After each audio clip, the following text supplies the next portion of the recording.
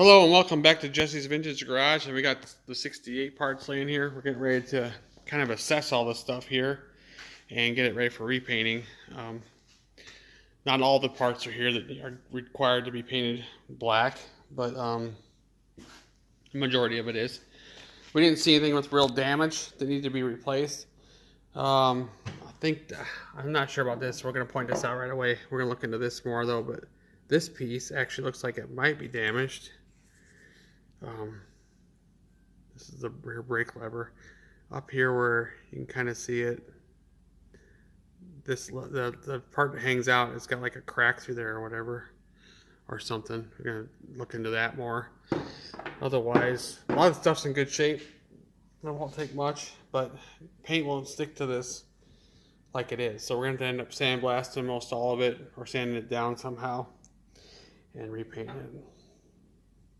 The frame, of course, needs to be repainted, and the rear section, we saw a long time ago in the other video that a lot of this paint was either getting prepared to get ready to be painted, or it was just came off somehow. But this is really rusty and raw metal, so it needs to be cleaned up and painted. Side covers are pretty good. They got some dings here and there. Our body guy will clean these up really nice and fix them up. Oil tank had a little damage here, and here not so much otherwise anywhere else. I know it's kind of too bad that these aren't in better shape because these are only original ones, but these will end up turning out really good. This guy repairs and repaints this stuff really amazing. Our speedometer bracket, it's really good shape. Needs to be repainted though. These don't really need to be repainted. They're in really good shape. They're going to be used as is. I'm happy with it. I don't really want the bike being super glossy everywhere, but these parts though, they are kind of hidden. These are the reflectors that go underneath the front of the tank, and yeah, they're both kind of nice shape. Got some flaws here and there, but they'll be good enough. And the reflector in the chrome is excellent shape, so yeah, exciting. In this video though, we're going to work on some of these parts, but then we're going to actually also work on getting the front section of the frame ready. And in doing so, we're going to install upgrade tapered bearing kit. Now they make these to fit, like it says here in the picture, 656 to 1970, and a tapered kit. So we got to remove the races in here, pop in the race that comes with this, and then we're able to use these tapered bearings with our neck and stuff.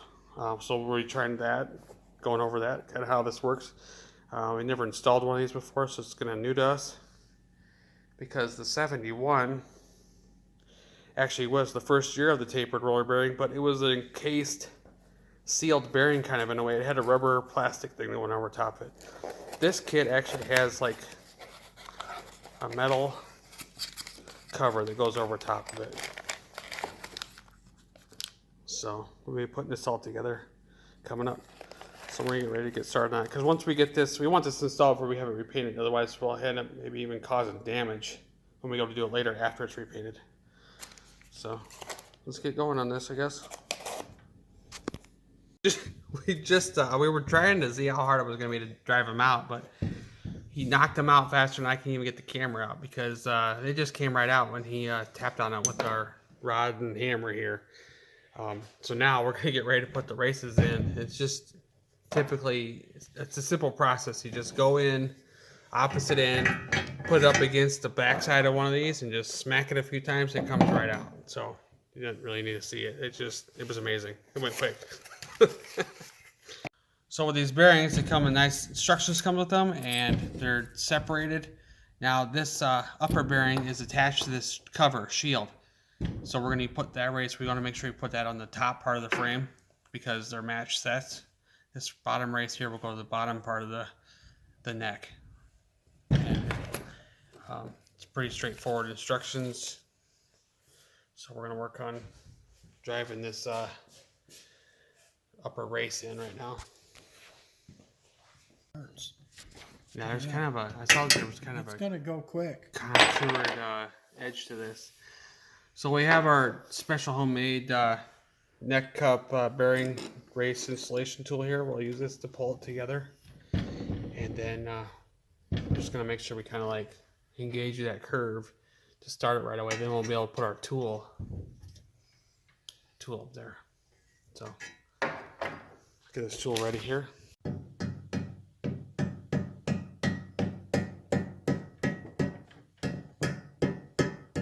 might be able to just tap it in too. Right in our bottom one.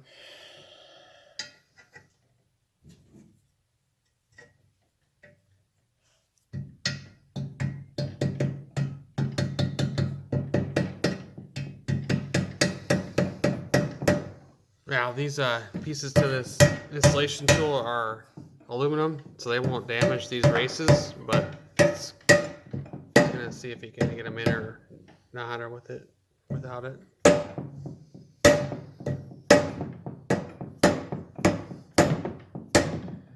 Now there is a lip inside this neck to where this will bottom out and be flush, so we want to make sure they are flush when we're done here. Otherwise we have a problem with our neck being crooked.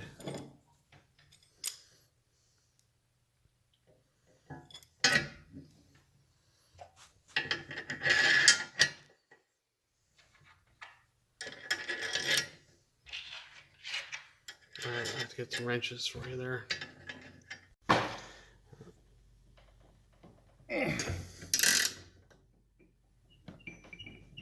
I think that's it.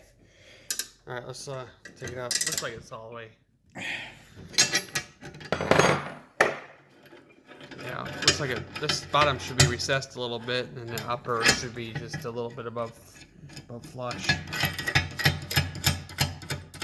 There's provisions inside the neck here which actually bottoms it out, so there's like, you can only do so much.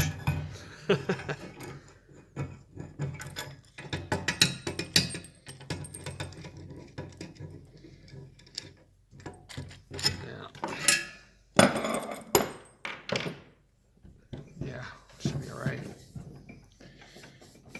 Yeah, it just... It look funny, yeah, it's fine now. Yeah, like I said, this aluminum, it shouldn't do nothing to that super hard race, so. No. It's just a matter of cleaning it. We didn't want to like pull the whole power down on them with the bearings installed, so I've been bad on the bearings. See, it's cleaned out. Yeah, so inside here there's the ledge casted into the neck, and we're up against it. Yep. And the bottom. Oh yeah, we're in there. Yeah, it looks like we're pretty good. That's how the bearings go, and that's how the top should go. Right, so then the next part is we put them on when we put the neck on, so we're done with this for now. That was real quick and easy, so. Yeah, we just got to tape that off when we paint it. It's better than doing the individual ball thing, otherwise that'd have been the other way how it was. Oh, we could have did that. Ain't nothing wrong with that, it's just that this is, they went to these for a reason, and they're better.